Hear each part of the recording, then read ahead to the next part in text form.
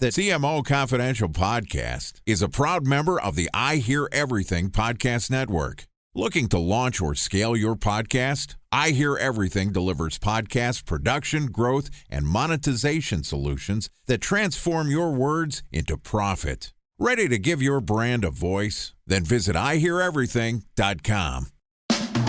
Welcome to CMO Confidential, the podcast that takes you inside the drama, decisions, and choices that go with being the head of marketing. Hosted by five-time CMO Mike Linton. Welcome, marketers, advertisers, and those who love them to Chief Marketing Officer Confidential. CMO Confidential is a program that takes you inside the drama, the decisions, and the politics that go with being the head of marketing at any company in what is one of the most scrutinized jobs in the executive suite. I'm Mike Linton, the former Chief Marketing Officer of Best Buy, eBay, Farmers Insurance, and Ancestry.com, here today with my guest, Paul Roetzer. Today's topic is artificial intelligence, an extinction event for agencies. Now, Paul started his career in the advertising and marketing industry and became an early student, a very early student of artificial intelligence. In fact, he was so captivated by the potential of AI that he founded the Marketing AI Institute in 2016, where he serves as the CEO. He is the creator of the Marketing Artificial Intelligence Conference and wrote a book called Marketing Artificial Intelligence. I think he's particularly well suited to talk about this topic. This is his second time on the show. Last year, we discussed AI, a view from the front lines. Welcome, Paul. It is great to be back. And maybe an important context to that is I created Marketing Institute while I was running a marketing agency. So I think after 16 years of owning and running an agency and then blending that with the AI thing, there's a lot of convergence here in my past life and my current life. Yes, we think a perfect guest for the show. So thank you for that. Let's start. Give us your take on where we are really in the AI cycle. You have NVIDIA at $2 billion or 2 trillion, sorry. The drama at OpenAI. Many of our listeners saying off the record, I'm not even sure what to do with this, but everyone wants me to do something. And everyone also acknowledging this is truly the next big thing. What's really going on? What's your take? Yeah, I think we're early. I think overall, we're definitely starting to see like Wall Street recognizing what's happening. And so you're seeing some of these major stocks take off like NVIDIA. And if people aren't familiar with NVIDIA, they make the chips that are used to do all of the training of these massive models. So you have OpenAI and Anthropic and Google and Microsoft and Mistral and Meta. You have these companies that are building these big foundation language models that power the ability for all of us to generate content with AI. So the training runs of these things cost hundreds of millions of dollars, and they will cost billions of dollars in the years ahead. NVIDIA powers all of that, their chips. And then what happens is there's something called inference, which is when you and I go into ChatGPT and we say, write me an article for this or create a plan for that. That is inference. That prompt goes to the machines and it runs and gives us an output. NVIDIA chips power that. So where we're at is AI is becoming practical. We all have access now to tools like Perplexity and ChatGPT and Runway and whatever your favorite Gen AI tools are that help us do our job. They make us more efficient, more productive, and they help us with tasks. And so I think we're at the stage where a lot of people are starting to find value in tasks that AI can assist with. And at the same time, big enterprises where you spent your time, Mike, they're starting to realize, wow, we might be able to scale this up and really change the way we do our marketing, the way our strategies are structured, the way our tech stack looks, the way our team looks. And they're trying to figure out what in the world that means. And then the agency ecosystem is trying to figure out, what does this mean to us? Like, what if AI is going to do the thing we used to do? Now, what do we do? And so I think we're in this very early phase where we're starting to see value created, but there's more questions than there are answers as to what this means for all of us moving forward. I think that is a great opening context setting Before we go to the agency thing, I want to talk a little more just about the industry and what's going on in AI. So we can write the agencies in the story in a little bit. Yeah. When you look across the AI world, what industries or functions within companies or wherever are really making the most progress in applying AI? We talked about the infrastructure, the NVIDIA chips and everything else, where that's an easy investment. You could see this thing coming. But who's actually applying this well now? And are you seeing real business results at scale yet, or is it all early? Yeah, so I think it's important contextually to like understand the different kinds of AI. So AI is like a field of study, goes back to the 1950s. So we're coming up on like 70 years that people have had this theory that these machines could do human-like things. For a long time in business, like say the last 2 decades, there have been companies in healthcare, logistics, e-commerce, media and entertainment, insurance, who have used machine learning, the main form of AI we've had, where the software learns from data and it makes predictions about outcomes and behaviors. So you have all kinds of businesses in a lot of different industries who have successfully used AI to do pricing optimization, recommendation engines for products and services, predictive engines about forecasting models. All of that's been around for a while. 2022 was sort of the emergence of the generative AI phase. That was where we could use AI to create text, images, video, audio is a hot one now, code. That's the part where we're still waiting to really see leaders emerge who have scaled the use of generative AI in companies. We're seeing signs of it because we know OpenAI's revenue is exploding. So they're charging like $30 or $25 per user per month for a ChatGPT enterprise license. The same with Microsoft. They're selling Copilot licenses. Google's doing it in Workspace. So we know companies are starting to infuse this. It's like, what are they doing with it? And most of them seem to be focused on marketing, sales, and customer service. Customer service, we're starting to hear more and more examples of companies that are actually transforming their customer service with this. So let's talk about that for a minute, because one of our earlier guests, Tom Goodwin, said generative AI was still in its infancy, and he called it was the equivalent of having 1 million cocky teenage interns working for you, super helpful on the efficiency and cost front, but really not ready for real consumer interfaces at scale, or surely anything that requires any kind of choice and thinking. Yeah. Talk about that.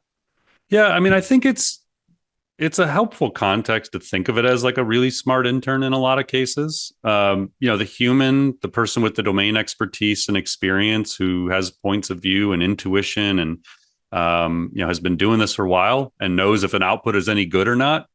There's still a massive purpose for those people in this process. And the way I think about this is like, if you're an attorney or a marketer or a consultant, business consultant, if you go into ChatGPT and you ask it to help you build a plan for a market segment, say a go-to-market strategy, it's going to do it. And it's going to look pretty good. Yeah. But you as the expert need to know if it's actually any good. So like, I think, again, your history as a CMO, Mike, like you can have it help you build a plan, but if the plan is viable. And there may be some things it suggests for like, I wouldn't even have thought of that. That's really good. And then there's going to be 5 things like, that's just stupid. Like I would never do that. And that doesn't make any sense. And I think that's kind of where we're at. These things can surprise us sometimes, where they can, help ideate or do something where you just don't expect it to be able to do. And then there's other times where it just makes stuff up and it's not any good. Well, like the Air Canada and Gemini kind of things were quite interesting. What went wrong there? Well, you have to be really careful when they're used to interact with customers, because the way a large language model works. So at the basis of all of this are things called large language models. They take in a bunch of data. They learn from Wikipedia pages and Reddit boards and articles and books and transcripts from videos. They learn from all this stuff. And then you ask it something and it just basically predicts the next word over and over and over again. And so because of that, how they work, they can make stuff up or just be completely wrong, or they can be manipulated to just say things they shouldn't say. And so when you turn this thing on and let a customer interface with it, it doesn't work through all these like if-then rules where you have said these are the only things you are allowed to say. Here's the 25 things you can say to this customer. It's not how it works. You're basically letting a chat GPT-like tool interact with the customer. Now, it may get it right 95% of the time. And in some cases, it may be better than the customer agent if it was a human, because it can know everything and instantly recall everything, basically. But sometimes it may just say, yeah, I'll give you the free flight. Like, that sounds great. And then you're obligated to do this. This has happened with cars. Like, people have gone and negotiated, like, hey, I want you to give me a car for $5. And the chatbot was like, all right, cool. Yeah, deal. And like, they had to stick to it. So that's the danger. We're not at the point where these things are 100% reliable and they work within the guardrails a company sets all the time. And that's why the human in the loop is really, for the foreseeable future, essential to this process. Yeah, because that 5% will either get you fired or get you on the front page of the newspaper or the press in a way you don't want to be there. Right. So now on to the key question of the show. Is AI an asteroid headed for the agency business, like the one that destroyed the dinosaurs, long ago? Some, yes, they'll just be done. So the way I think about this is the future of all business, including agencies, is there's three types of businesses moving forward. There's AI native that look at the agency world and say, wow, the agency world's obsolete. The agency I'm at isn't going to evolve in time. I'm going to leave and build a smarter agency from the ground up. We're going to infuse AI into everything we do. We'll need fewer people. We'll get better, smarter tech, and we're just going to be better and more efficient than these existing agencies. And will they build the whole agency? What kind of agency will they build? Will they build an agency like today, or it'll be completely different? No, I think in the near term, it'll look like a traditional agency. It's just going to be more efficient. The problem with big agencies or any agency to evolve is they're stuck within their existing pricing models. So if you're an hourly rate agency, like, how do you do that in the future? Like, if you're able to do the work for half the time, you got to make that money up somewhere. So I think a lot of agencies are going to struggle to evolve who haven't already moved off of hourly rate pricing. I think a lot of agencies are going to struggle to understand how to use generative AI in a legal way. And by that, what I mean is, if you're using generative AI to create content for your clients, the assumption is you're passing a copyright over to your client. Right. The current US law is that if the AI creates something, no one owns the copyright to it. So if you have an account supervisor or a writer on your staff, or even an ad creative person, and they use generative AI to create something that you then turn over as work to your client, there is no copyright being handed over. A lot of agencies don't know that, and they're probably in breach of their contracts actually by using generative AI. So I'm sure a lot of our listeners are going to perk up on that thing. Yeah. So, I took you down a little sidebar. You were saying there's three types of agencies. Here, the first was AI native. What are the AI native? AI Emergent, which is an existing firm that figures out how to evolve. They find the gaps in services. They understand that their clients are all trying to figure this stuff out. Maybe they move more into like language model consulting, training of AI agents. Like, there's all these emerging areas that no one knows how to do. And there's a lot of opportunity for agencies to be the ones who already have the trust relationship, who evolve. Now, they got to get through the talent changes, the tech changes, the impact on their financial model, all of that. But the AI Emergent is, you already have data, you already have distribution of a customer base that trusts you, you likely have financial stability, the ability to invest in innovation. Like, you can change, but you want to be Netflix, not Blockbuster, basically, in this scenario. And then the third type of company is obsolete.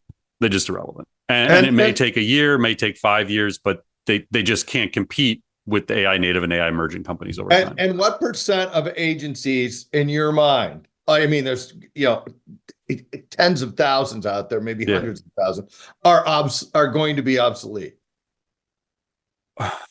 A lot. Over 50? I don't know. It'd be hard to say. Like, I think I've talked with a lot of the big agencies. I've done some consulting work for some of the big agencies to help them evolve. And there are definitely some big agencies that I think have the resources and the vision to do this the right way. I think it'll be painful. I think there's going to be a lot of transition within those agencies. I think there's going to be turnover of staff. It's going to look different, but I think they'll make it through. There's probably a lot of small to mid-sized agencies that just won't. Like they're just not going to have the will and vision to do it. Let's talk about that a minute, because so in your mind, this is an asteroid that is going to strike the agency world, but it's not going to wipe out everybody. It's going to create a survivor mentality, or those that can adapt will, those that won't. What are the emergent agencies doing right now that make them candidates to survive the asteroid strike? Education and training is the first and foremost always. So this is where what we get brought in is to come in and do like the intro to AI, the beginner level course for these big firms, different size firms. And then they layer in what they're doing. And many of them are building roadmaps. Like, here's how this impacts our products and services, but here's how we're also looking at the operations of our own firm. All the ways that we're going to drive efficiency in everything we do in marketing, sales, service, operations, HR, finance. Like, we're becoming an AI emergent company. And in the process, we will evolve our services. We will evolve our pricing model. We'll evolve our tech stack. And I think that they're able to be more agile. So they have to be within cultures where people get comfortable with change. So, I mean, it's outside of the agency world, but go look at Google. This is a behemoth, dominant company that had sort of lost the ability to be agile in bringing products and services to market, to the point where their founders had to come back in December of last year and bring the startup mentality back. I was listening to a podcast on a flight the other day where one of the guys being interviewed was saying yeah, I'm literally sitting in a room on weekends with Sergey coding together. So their founder is back in the room on weekends, grinding to rebuild this startup culture within a company that had lost a startup culture. And I think what's going to completely lost it. Yeah. So I think for agencies, there's a lot of agencies that don't have a startup disruptive innovator mindset. And I don't know how you thrive through this without that. So somehow you have to get that back into these cultures. So let's stay on that and say, can small agencies survive this? I think the small agencies actually stand a massive opportunity to grow, because it's easier for them to have that startup innovator mindset. It's easier to make changes. My agency was when I sold it, I think we had 17 employees or something. Yeah. And we could turn on a dime at 17 employees. I could decide at 8:00 one night that we're changing direction. And tomorrow, that next morning I go in and say, this is what we're doing. And everybody does it. And you could change whatever you need to change, financial, anything. So it was just easier with the lack of legacy stuff and all the challenges that come with employee bases as they get bigger and bigger. And so I think small agencies have a really great opportunity to evolve and be the ones that can adapt more quickly and offer these kinds of services. So I think there will be a lot of smaller agencies that can grow fast. And I think there's going to be a renaissance or an explosion of those AI native firms, people that have innovative thinkers who are stuck within the legacy system that they're in. They look on there's no way this agency is going to evolve the way they have to. I've got a little nest egg, or I could go get an investor. I'm going to go do this myself. And I think you're going to see a ton of that. And will they replace the agency as we know it today, or will companies hire them in a different way? Well, to play that out, you really almost have to try and project what does 3 to 5 years from now look like? What is the world of the agency? What does the world of marketing look like? Exactly. Let's project that. Okay. Or why don't you project that? I'm not going to project it. So when we have GPT-6, GPT-7, GPT-8, the question becomes, what can't that system do? Now, no one really knows that answer, but directionally, we know where the research labs are headed. And they're all working on things that are called AI agents that are able to actually do a string of actions, not just develop a draft of something or come up with some ideas or create an image or a video, but to build and execute a plan. So the example I always like to give in this scenario is we're a HubSpot partner. I was HubSpot's first partner back in 2007. My agency was. We still use HubSpot today. If I want to send an email in HubSpot, it's a minimum of 21 clicks. So we did an intro to AI class recently. If I wanted to send an email to the 1,300 people who are registered for that class, and then I wanted to drive promotion to our like in-person conference, I would have to go in and click content, email, list, template. I would pick all these things, and then I would actually start writing the email. And then I have to get to like personalizing the email. And it's like, this is a big project just to send a single email. Project. Instead, imagine I just go in and text prompt in HubSpot and say, send an email to everyone who was on the webinar, the Intro to AI class. If they haven't registered for Maycon yet, make sure to include like a promotional code for that. And if they're not part of our online learning academy, include some information about that. It just goes and does it. It goes and finds its list. It goes and looks at whether or not they went to the other thing. It does all the things I would be clicking around to do. It drafts the email, writes the headline, creates the personalization tokens for it. And then it just says, okay, it's ready for review, human. I go in and say, this looks fantastic. Like, well, this is an example of saving a huge amount of cost and time. Correct. Maycon is the marketing advertising artificial AI conference. Yeah. Yeah. So, but now do that for advertising and social media and analytics and SEO. Like, do that for all the things agencies do. And imagine a future in like 2 years where the AI agents can do 50% of the work. That's not an unrealistic scenario at all. So 2 years from now, half of everything we're doing, the AI can do for us, or at least like assist us in doing. And now you're saving all that time. Well, what does an agency look like in that scenario?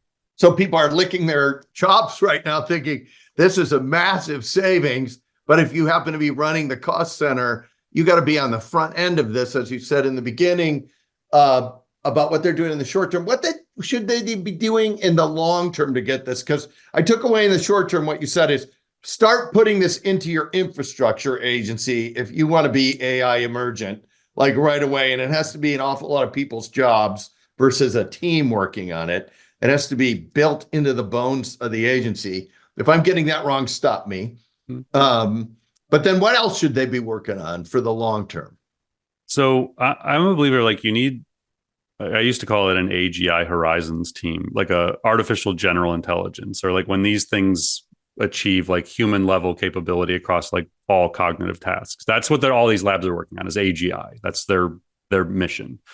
I don't know if they'll get there. I don't know if we'll ever agree on what AGI actually is, but I know that the models are going to keep getting smarter and more capable. And so the only way I can guide people to be ready for this is you have to have people in your organization who are staying on top of the latest news and information and trying to connect the dots for what does it mean for us. And so if we look out and say, oh my gosh, like a new AI agent demo just dropped and it's mind blowing for advertising buying, like we could totally see how this would play a role in it. Someone on your team needs to be now thinking 6 to 12 months out when that becomes prevalent within the industry. So the only way to figure this out is to try and see around the corner. And the best we're probably going to be able to do is like 6 to 18 months. Like anybody theorizing beyond 18 months, it's just educated guesswork at best. I personally have done this. I avoid doing this all the time. But in episode 87 of our podcast, I created an AI timeline through like 2030 of what I thought was directionally going to occur, just to try and give people a heads up of like, this is the stuff I think you need to be looking at. So I would have an AI council within an agency or within a brand that is in charge of monitoring this stuff, thinking about what it means. And then I would have like a segment of that's this kind of like futures team, frontier team, horizon team, whatever you want to call it, that's thinking about like the real innovation that is potentially coming and what does that mean to us? Because that may look very different than what you do for the next 12 months. Super helpful. Let's flip this over to the marketers, because now you have to manage not only AI in your own company, but also all these agencies that are working on AI. How do you think about that as a company that is aggregating all these like partners into a story? How do you even structure this as a marketing department? I think first you have to have a roadmap for yourself. So same principles apply. What I always teach brands is education and training is number one, like an internal AI academy. You need an AI council that is like charged with thinking about this stuff. You need an AI roadmap that lays out your priority use cases, the problems you're going to solve, like, the strategy for how you're going to move forward. And then within that, you need to be doing AI impact assessments on your people. Like, do our people in their current constitution, the way we train them, the way we hire them, do they fit where we're going? You need to do that with your tech stack. Like, is our tech stack the right tech stack? Like, for example, with us, we have a learning management system that's like a foundation of our online academy. Right. It is not viable to scale. It is not the right LMS, but LMS is core. So we're actively looking at a smarter version of a learning management system. That's our tech stack. And then the other component is your partner ecosystem. Do you have the right partners to get you to the next level? And that may be one agency, it may be a collection of 10 agents, whatever it is. You need to like have a vision for where you're going. And in some cases, your agencies may help you create that vision. You may need to lean on some of them. But the question becomes like, which ones of them are you having at the table? If you're thinking about your AI roadmap and there's some of your agencies or outside partners that you're not even inviting to that meeting, there's a pretty decent chance they're probably not the right people moving forward if you're not even including them in that conversation. Got it. I want to go to the vendor component in a minute, but if you're a small B2B company, like I look at my own companies, I could easily create the consoles you recommend. Yeah. I could have front end thinkers and everything else. If I'm a small B2B company where there's not that many people in my marketing department, I don't have that much money, what should I be doing? Same thing. It can be a 2-person. Like the marketing institute's 7 people. Yeah. I mean, that's assuming everyone was full time, which they're not. So even in that small environment, you still need. It could be one. I mean, maybe I'm the AI counsel as the CEO. Like I'm thinking about this every day, and I'm like, you just have to have something, and you have to have a formal structure to think about it and take action on it. So in some ways, like at the Institute, our weekly podcast became a core part of our informal AI council because it forced me and my chief content officer, Mike, to once a week talk about what was happening in the AI space and what did it mean. Now, we happen to do it for an audience, right? But the reality is if no one listened to our podcast, I would still do it because it's a forcing function to think about this stuff in a regular rhythm. Got it. Hey, I want to flip to the vendor or the partner discussion because, Accenture just said it's AI consulting is their most rapidly growing piece of business. If you're sitting there looking at all the potential people you could hire in AI, including the agencies, including all the consulting companies, how do you can talk about the Accenture earnings, but also how do you know who's good and who's not good? Yeah, that's a challenging one. I mean, we've thought about even through the Institute building like a partner ecosystem. So again, like for context, we were HubSpot's first partner in 2007. We were the origin of what became like 45% of HubSpot's revenue. Their partner ecosystem, their reseller program is what drove HubSpot's growth for the years. So I've seen an ecosystem emerge from literally like the ground up. Right. I've considered that we may need to be a catalyst to create that because people come to us, brands of all sizes come to us every day asking for help with this, building roadmaps. We don't do it though. Like we don't provide the services. So I've actually questioned like, okay, if let's play this out. We build a partner program of agencies. How do we vet them? How do we know someone's worth putting our reputation in line? As a vendor, like, look, because I'm sitting here, no one is out there saying we're not going to do AI. Right. We're going to stay where we are. I mean, everyone's sticking AI in all their marketing materials, everything else. Every consulting company saying we're on the front end of AI. If I'm in that particularly smaller company where I am the AI counsel, or I have a small group that's the AI counsel, how do I even know who is really doing it and who is just doing showmanship on top of it? Yeah, it's interesting. I'm building a new course series called Scaling AI right now, and I have a vendor audit in there for tech, and now you have me thinking I need to create a partner audit. Yeah, good. I need to do that. CMO Confidential is so useful to everyone. Yeah. People are getting something from it. Yeah, so give me like a month, and then I'll actually have an audit for you. But the way I would do it is probably the way I always thought about when I owned my agency, how I taught our team, and that was to prove your value and the potential value by doing it yourself. So we were our own client in many cases. I would create frameworks like our marketing growth hackathon. I would create a model for us to accelerate growth. I would run it on ourselves, and then I would go do it, and I would share what we were doing. So to me, AI isn't any different than you need not only to understand people's positioning in their services, but like, have they actually done it? Like, are they an overnight AI expert? Like, they didn't ever talk about AI before 3 months ago. And now they just basically post Twitter threads. Like, that's probably not who you're going to hire. You want to go hire people that know how to do this. And so you want to see demonstrated expertise. I want to make sure we're talking about this right, because I heard you just say anybody can talk about it conceptually. Somebody has to be actually doing it actually for real, even in their own space or with some client or something.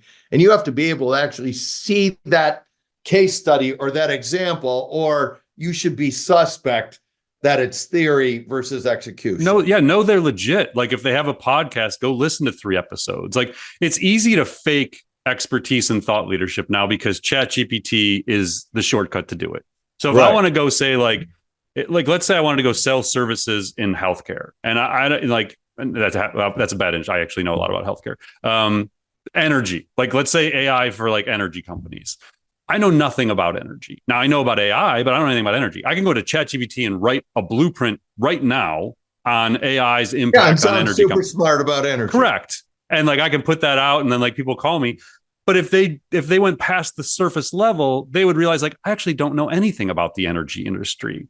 I have this AI knowledge. Now, that may translate over, but if I'm looking for someone with specific knowledge in the energy space, I don't want like one LinkedIn post about it. I want someone who's like been in this, like they have domain expertise in this space. Now they're layering AI on top of it. Like that I would just vet them out. I would make sure they're actually someone who knows what they're doing. So what I just heard you say is get below the surface on this for sure, and make sure you're looking at real case studies versus conceptual knowledge. Have an unscripted conversation with them. Like, it's like anything. It's like interviewing someone for a job, or like trying to, assess your agency. You hired probably 1 million agencies in your day. Like, not 1 million, but like you hired some agencies. You want to sit across the table from them and make sure they actually know what the hell they're talking about. That they're not just like, it's not just a bunch of case studies that are surface level, and the people who did those probably don't even work at the agency anymore, and all that knowledge is gone. Like, you want to know that you have a trusted partner across from you, not someone who makes nice Twitter threads.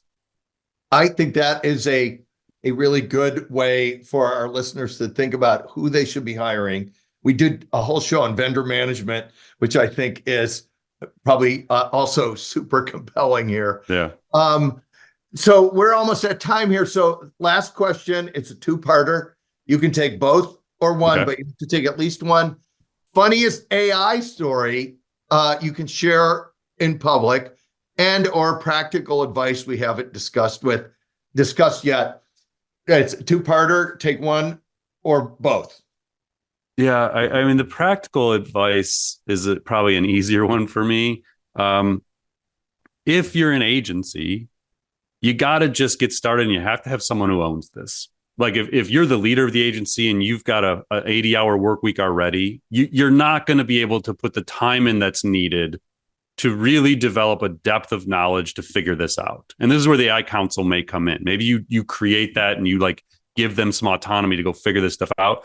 But you have to put someone in ownership of making this a priority in your organization, whatever that looks like to you. So that would be like my biggest piece of practical advice. You can get started tomorrow with like pilot use cases, like go get, Runway or ChatGPT or Anthropic, whatever it is. You can go start playing around with this tech right now, but to like operationalize it and build a strategy around it, you have to commit to it being a core part of your growth strategy.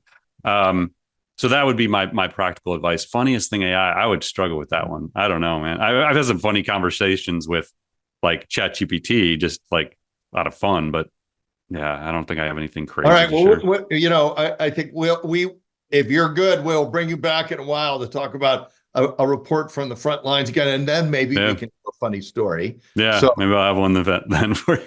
There we go. So thank you, Paul, and thanks to everyone for listening to CMO Confidential. If you are enjoying the show, please like, share, and subscribe. Look for all of our shows on the I Hear Everything Network, Spotify, Apple, and YouTube, which include Marketing, the Battle Between Believers and Non-Believers, parts 1 and 2.